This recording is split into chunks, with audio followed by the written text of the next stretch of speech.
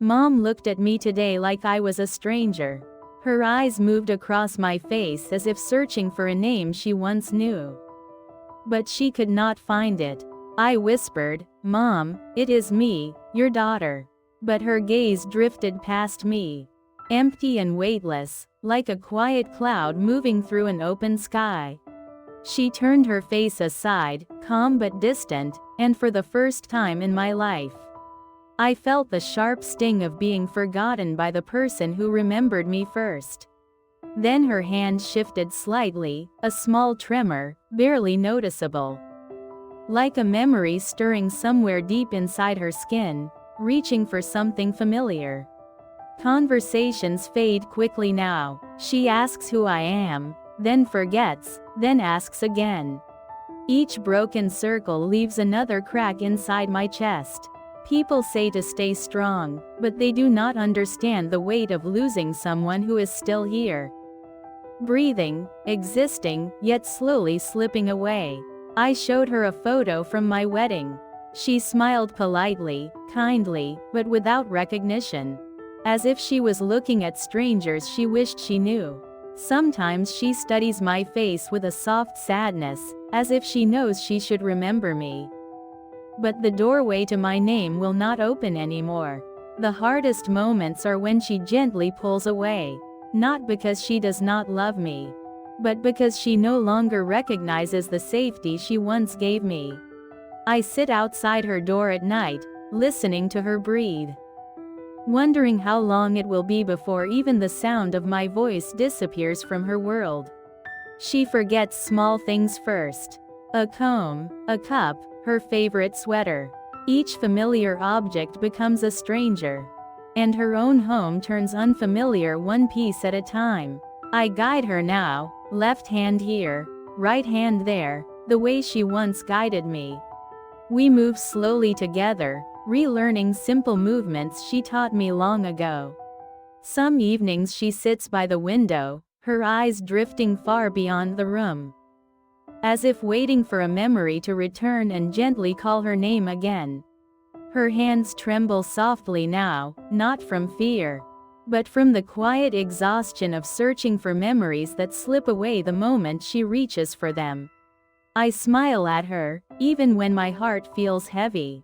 She smiles back sometimes, and in those fragile moments, it feels like she still knows a part of me. Yesterday she called me by her sister's name, a name from her childhood. It hurt, but it also meant that somewhere inside her, something familiar still lived. She gets lost even in her own home now. The hallway bends, the rooms shift, and places she once knew become unfamiliar landscapes in her fading world. Every time I guide her back, I wonder who will guide me when she is truly gone. Loving her through this slow goodbye is the hardest thing I have ever done. When I was small, she held my hand tightly at every crosswalk. Her grip was steady and certain, a promise that no matter what happened, I was safe with her. Her hands spoke a language without words. Every squeeze meant, "You are safe, you are loved." I understand that now in ways I never understood as a child. Each morning she brushed my hair, carefully pulling through every knot. I complained she brushed too hard, but she laughed and said it meant she loved me. When my handwriting wobbled, she placed her hand gently over mine. Together we drew every letter, shaping my name until it finally felt like it belonged to me. She wiped away every tear I shed, big or small. Her thumb always moved in small circles, calming my breath until the world felt safe again. She packed my lunches with handwritten notes. "Be brave today. I love you." Those small pieces of paper became the soundtrack of my childhood. On my first day at a new school, I cried and begged her not to leave. She held my hand until I stopped shaking, whispering, "We face things together." I never understood how deeply her hands shaped my life. Every memory I treasure began with her touch, steady and warm, guiding me through every fear. So today, when she did not recognize my face, I tried something older than memory. I reached for her hand, hoping touch could speak where words failed. Her eyes remained empty, searching the room, as if looking for a familiar shape she could no longer find. I felt myself sinking into helplessness. I placed her hand between mine, slowly. The same way she once did for me when I was frightened. My hands trembled, but I held on tightly. I traced the lines on her knuckles, the tiny ridges time had carved. My breath shook, but I kept holding her. Praying something inside her remembered me. Then, her fingers moved. A tiny shift at first, almost nothing, but enough to make my breath stop. Her hand began to curl gently around mine, and suddenly she held on. Firm, certain, the exact same grip she used when I was a child and the world felt too big. My eyes filled instantly. Her eyes did not know me. Her mind could not find me. But her hand, steady and sure, recognized the daughter she once carried through every fear. I began to cry, quietly at first, then harder as the truth hit me. She had forgotten my face, my name, my story, but she had not forgotten me. Her thumb moved in small circles. The same comforting motion she used when I fell as a child. She did it without thinking, guided by love older than memory. In that moment, I understood something time could not erase. Love does not depend on memory. Love remembers what the mind forgets. I leaned into her, letting her warmth steady me. Even if her memories fade each day, the part of her that loves me still reaches quietly through her touch. She did not speak. She did not need to.